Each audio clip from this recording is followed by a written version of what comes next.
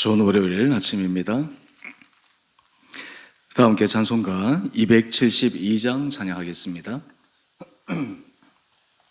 찬송가 272장입니다.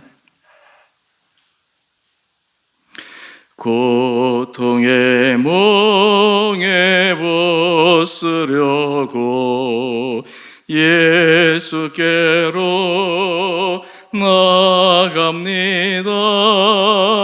자유와 기쁨 베푸시는 주께로 갑니다. 병든 내 몸이 튼튼하고 빈궁한 삶이 부해지며 죄악을 벗어버리려고 주께로 갑니다. 낭패와 실망 당한 뒤에 예수께로 나갑니다. 십자가 은혜 받으려고 주께로 갑니다. 슬프던 마음 위로받고 일생의 풍파 잔잔하며 영광의 찬송 부르려고 주께로 갑니다. 교만한 마음을 내버리고 예수께로 나갑니다. 복되신 말씀 따르려고 주께로 갑니다. 실망한 이 몸이 무겁고 예수의 크신 사랑받아 하늘의 기쁨 맛보려고 주께로 갑니다. 죽음의 길을 벗어나서 예수께로 나갑니다. 영원한 집을 바라보고 주께로 갑니다. 멸망의 포그해 연하와 평화의 나라 다다라서 영광의 주를 배우려고 주께로 갑니다. 아멘. 오늘 말씀은 예레미야 애가 1장 12절에서 17절까지입니다. 지나가는 모든 사람들이여 너희에게는 관계가 없는가? 나의 고통과 같은 고통이 있는가 볼지어다. 여호와께서 그의 진노하신 날에 나를 괴롭게 하신 것이로다. 높은 곳에서 나의 골수에 불을 보내어 이기게 하시고 내 발 앞에 그물을 치사 나로 물러가게 하셨으며 종일토록 나를 피곤하게 하여 황폐하게 하셨도다. 내 죄악의 몽에를 그의 손으로 묶고 얽어 내 목에 올리사 내 힘을 피곤하게 하셨으며 내가 감당할 수 없는 자의 손에 주께서 나를 넘기셨도다. 주께서 내 영토한 나의 모든 용사들을 없는 것 같이 여기시고 성회를 모아 내 청년들을 부수시며 처녀딸 유다를 내 주께서 술틀에 밟으셨도다. 이로 말미암아 내가 오니 내 눈에 눈물이 물같이 흘러내리며 나를 위로하여 내 생명을 회복시켜 줄 자가 멀리 떠났음이로다. 원수들이 이김에 내 자녀들이 외롭도다. 시온이 두 손을 펴서나 그를 위로할 자가 없도다. 여호와께서 야곱의 사방에 있는 자들에게 명령하여 야곱의 대적들이 되게 하셨으니 예루살렘은 그들 가운데에 있는 불결한 자가 되었도다. 아멘. 하나님께서 이 월요일 아침 우리 사랑하는 성도님 예배 가운데 힘도하여 주시고 날마다 주께서 주시는 은혜로 믿음으로 승리할 수 있는 귀한 시간들 되시기를 바랍니다. 예레미야 예가서 말씀을 어제부터 우리가 생명의 삶 본문으로 묵상합니다. 예레미야 예가는 총 5편의 예가로 구성되어 있습니다. 예레미야 다음 예레미야 예가가 있어서 이 저자가 예레미야가 쓴 것이 아닌가 사람들이 생각합니다. 물론 그렇게 생각하고 또 주장할 때도 있었지만 여러분 생명의 삶 앞에 예레미야 예가에 대한 전반적인 개략적인 설명을 보시면 거기에 조금 설명이 되어 있습니다.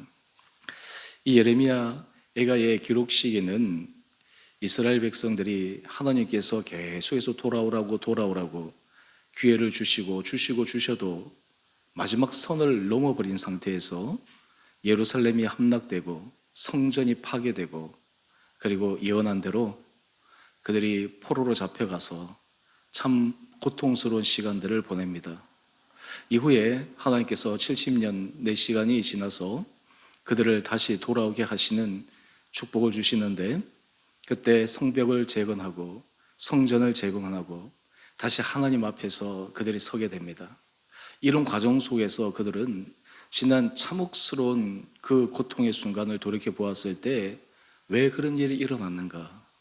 또 그 고통 가운데서 하나님께서 이스라엘 백성들을 향하여 하신 말씀은 무엇인가? 하나님께서 이스라엘 백성들의 그 죄악으로 인해서 예루살렘과 성전을 완전히 무너뜨리셨지만 파괴시키는 것이 결론이 아니라 결국 회복시키시는 하나님. 그래서 이 예레미야 예가 전체의 이 슬픔의 탄식의 노래의 주제는 슬픔과 고통, 눈물 가운데 결국 구원자, 위로자 하나님께로 돌아오라.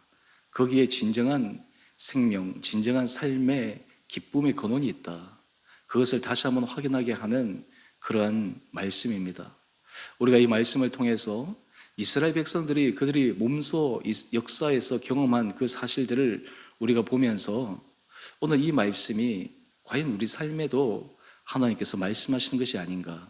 지혜로운 사람은 이런 말씀들을 통해서 죄의 참혹성과 그 죄의 무서운 결과를 빨리빨리 인지하고 죄에 빠져 있다면 죄에서 빨리 회개하고 나오고 돌이켜야 될 때 빨리 돌이키고 하나님의 은혜를 구하여 하나님 앞에 정말 생명의 길로 가도록 하는 사람, 이런 사람이 바로 지혜의 사람이요 축복의 사람이 아닌가 생각해 봅니다. 오늘 말씀을 통해 우리 심령 가운데 하나님께서 그런 은혜를 허락하여 주시기를 원합니다. 우리 12절 말씀을 한번 보십시다. 이 12절 말씀은 우리들에게 참 찔림을 주는 말씀입니다. 지나가는 모든 사람들이여 너희에게는 관계가 없는가? 나의 고통과 같은 고통이 있는가 볼지어다. 이스라엘 백성들이 그들이 정말 경험했던 그들 안에 이런 자부심이 있었습니다. 예루살렘에 성전이 있는데 우리는 결코 무너지지 않는다. 성전은 하나님의 임재를 상징하는 곳이니까 무너지지 않는다. 그런데 왜 무너졌을까요? 성전이 없어서 무너진 것이 아니라 성전이 있었지만 그들은 하나님의 말씀을 떠났습니다. 하나님을 경홀히 여겼습니다. 하나님의 말씀을 듣지 않았습니다. 한마디로 얘기해서 이 성전은 하나님의 임재를 상징한다라는 그곳이 실제로는 자기들의 인간적인 교만의 그 근거가 된 곳이었습니다. 그래서 하나님께서 성전을 무너뜨려 버리시고 마는 것입니다. 사람들의 보기에는 성전이 무너졌을 때 하나님의 능력이 무너졌다, 그것이 아닙니다.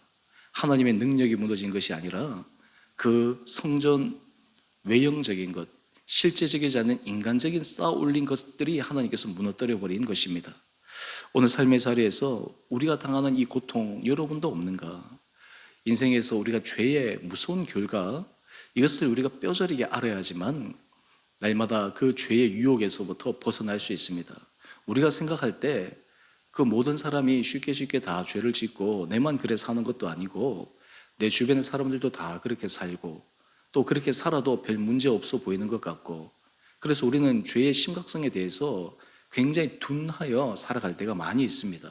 또 실제로 우리가 그런 죄를 성경에서 말씀하는 그 죄를 내가 지었다 하더라도 당장 내게 어떤 참혹한 결과가 일어나지 않을 때 이 죄는 별거 아니구나. 그래서 자기도 모르는 사이에 그 죄를 그냥 반복해서 짓고, 그리고 그 마음속에 하나님께서 말씀하시는 그 말씀의 그 무서움을 내가 무시해버리고, 이런 삶이 바로 이 죄의 무서운 결과입니다. 그런데 죄의 결과는 사망이다. 이것을 이스라엘 백성들의 이 참혹한 모습을 통해 오늘 이 본문의 저자는 명확히 기억하라 라고 말씀하고 있습니다. 이 죄의 참혹한 결과가 어떤 것인가 우리 한번 살펴보십시다. 우리 12절 하반절을 보면 여호와께서 그의 진노하신 날에 나를 괴롭게 하신 것이로다. 고통 가운데 처하게 하신 것이에요. 그 고통 가운데 처하게 하는 몇 가지 사건을 보면 우리 13절 말씀입니다. 높은 곳에서 나의 골수에 불을 보내어 이기게 하시고, 이 생명의 근원이 되는 골수, 우리의 삶의 모든 생명의 원동력이 되는 여기를 하나님께서 치셔서 우리로 하여금 무너져 버리게 하셨다.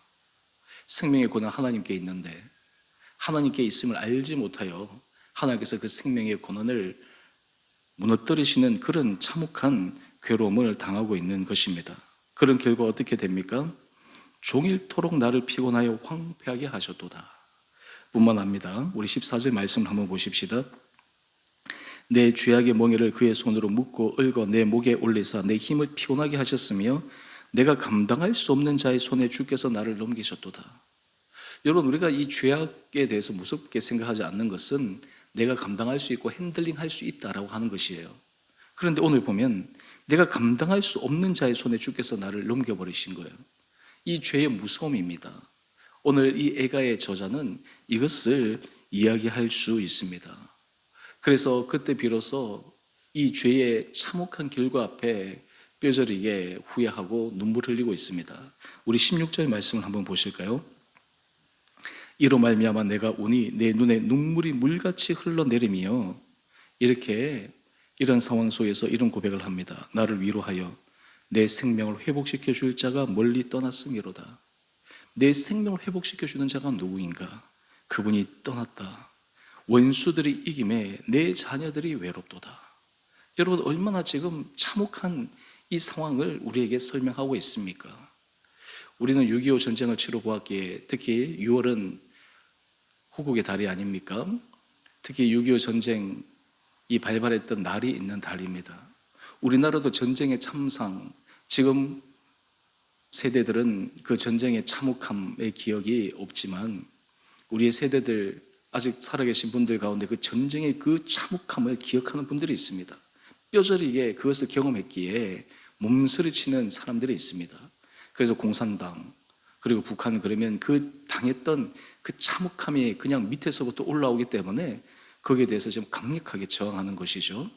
우리나라도 불과 얼마 몇십 년 전에 그런 일이 일어났습니다. 완전히 폐허가 되고, 요즘 유튜브에 들어가 보면 그런 여러 가지 영상들이 있지 않습니까?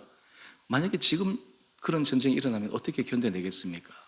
해픈 얘기했지만 얼마 전에 경계경보 발령되어 가지고 아침에 새벽에 잠을 깨웠던 그 시간, 그때 제가 짧게 수요예배 때도 말씀을 드렸지만 정말 전쟁이 나면 어떻게 되는 것입니까? 그냥 우리는 나와 상관없다, 그냥 편안하다, 좋다 하는데 언제든지 위기 상황 가운데 있다. 이것은 꼭 비단 전쟁만 의미하는 것이 아니라 우리 개인적으로나 가정적으로나 공동체적으로나 하나님 앞에서 우리가 떠났을 때 언제든지 그 위기 상황, 어려운 상황, 우리가 자초할 수 있는 그것이 얼마나 심각한가라고 하는 것을 생각해 보아야 합니다. 그때 우리를 회복시켜 줄 자, 전능자 하나님, 그분이 떠났다. 이것이 정말 삶에 있어서 고통스러운 일입니다. 여러분, 그런 의미에서 우리를 회복시켜 주시고 우리를 지키시는 전능하신 주님이 우리와 함께 하신다, 임마누엘 주님이 우리 삶에 동행하신다라는 것이 얼마나 우리 가운데 큰 힘이 되는지 모릅니다. 평상시 삶을 살아갈 때 주님이 우리와 동행하신다, 이것이 그렇게 큰 힘이 되는지, 그게 능력이 되는지 관과하며 살아가지만, 떠나버리고 나면, 주님께서 침묵하시고 나면, 그때 비로소 이 예레미야 애가, 이 저자가 얘기하는 것처럼 내 생명을 회복시켜 줄 자가 떠났다, 이러한 일은 바로 죄의 결과의 참혹성을 얘기해 주는 것입니다. 뿐만 아닙니다. 우리 17절 말씀입니다. 시온이 두 손을 폈으나, 참혹한 상황에서 위로하고 다시 일어날 수 있는 힘을 받아야 되는데 그를 위로할 자가 없도다 라는 것입니다. 여러분의 삶을 살아갈 때 여러분의 삶에 위로해 줄 수 있는 사람, 또 위로해 줄 수 있는 환경, 여러분의 삶을 지탱해 줄 수 있는 것을 어디에 두고 있습니까? 무엇이 여러분을 강력하게, 또한 여러분을 안전하게 지켜줄 수 있다고 생각하고 그것을 위해서 고군분투하고 살아가고 계십니까? 오늘 이 예레미야 애가는 생명을 회복시켜 줄 자, 위로자가 다 떠났다. 오늘 우리의 진정한 위로자는 누구입니까? 우리의 생명을 회복시켜 줄 진정한 자는 누구입니까? 바로 우리가 믿는 예수 그리스도 주님이십니다. 오늘 찬송가 우리 가사를 한번 보면 고통의 멍에 벗으려고, 참 1절, 2절, 3절의 가사가 참 중요한데요. 1절 가사를 한번 제가 다시 보겠습니다. 고통의 멍에 벗으려고 예수께로 나아갑니다. 자유와 기쁨 베푸시는 주께로 갑니다. 병든 내 몸이 튼튼하고 빈궁한 삶이 부해지며 죄악을 벗어버리려고 주께로 갑니다. 이 고백이 오늘 이 예레미야 애가의 이 저자가 이스라엘 백성들이 정말 뼈저리게 느꼈던, 고백했던 그러한 것과 일맥 다 있는 귀한 신앙 고백적 가사입니다. 오늘 이 이스라엘 백성들의 이 고백을 통해 우리가 하나님 앞에 기도하십시다. 나는 내 생명의 근원이 정말 하나님께 있다라는 것을 고백하고 있는가? 나는 주님 앞에서 이 믿음의 길을 걸어가고 있는가? 또한 그 길을 걸어감에 있어서 내 마음을 흔들고 유혹하고 방해되는 그 죄의 그 찾아옴에 대해 단호하게 내가 끊어낼 수 있는 결단이 있는가? 그저 죄와 더불어서 그냥 죄와 함께 살아가는 것이 아니라 내가 죄와 완전히 단절하고 하나님 앞에 생명의 길로 걸어가야 되겠다고 하는 그런 담대한 믿음의 결단이 우리에게 있는가? 오늘 예레미야 애가는 우리에게 이러한 도전을 주고 있습니다. 그러기에 사실 이 예레미야 애가 이 말씀은 1년 1로 하여금 마음이 찔림을 받기도 하고 마음이 불편하기도 하지만 이 말씀은 우리를 살리는 말씀입니다.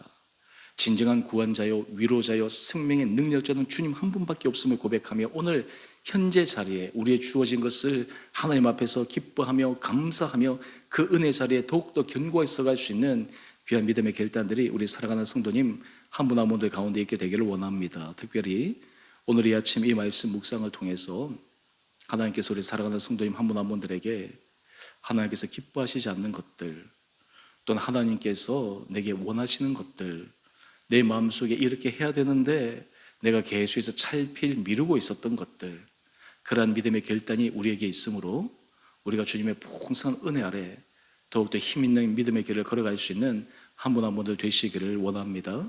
뿐만 아니라 우리에게 생명의 근원자요 구원자이신 주님을 바라볼 때 주께서 우리에게 회복시켜 주시는 놀라운 축복, 또 사망 권세를 이기신 부활의 능력의 주님의 그 은혜가 우리 온 성도들의 심령과 삶의 자리 가운데 넘치기를 소망하는 귀한 하루하루 되시기를 주님의 이름으로 축원드립니다. 함께 기도하겠습니다. 사랑의 주님, 참으로 감사합니다. 이스라엘 백성들이 하나님 앞에 당한 참혹한 결과들을 마주하며 하나님께서 많은 선지자들과 하나님의 사람들을 통해 이스라엘 백성들에게 경고하고 돌아오라고 기회를 주시고 계속해서 좋은 방법으로 회유하고 말씀하셨지만 마지막 선을 넘어버린 이스라엘 백성들, 결국 그 결과가 예루살렘 함락과 성전 파괴와 포로로 잡혀가 온 삶의 기반이 완전히 와해되고 무너졌던 참혹한 결과, 그 후에 진정한 주님 앞에 돌아오기를 소망하며 회개하는 말씀을 묵상하며 오늘 우리의 삶의 자리에도 다시 한번 주님 앞에 서는 것이 무엇인가를 깊게 생각하게 하여 주시니 감사합니다. 하나님, 우리 사랑하는 성도들 한 분 한 분들에게 믿음의 눈을 허락하여 주시고 모든 생명의 고난이 주님께 있다는 것을 고백하게 하여 주시고 입술의 고백만이 아니라 우리의 마음의 중심에서부터 우리의 삶의 실질적인 삶의 모습에서부터 주님 앞에 믿음으로 걸어가는 결단이 있는 하루 되게 하여 주시옵소서.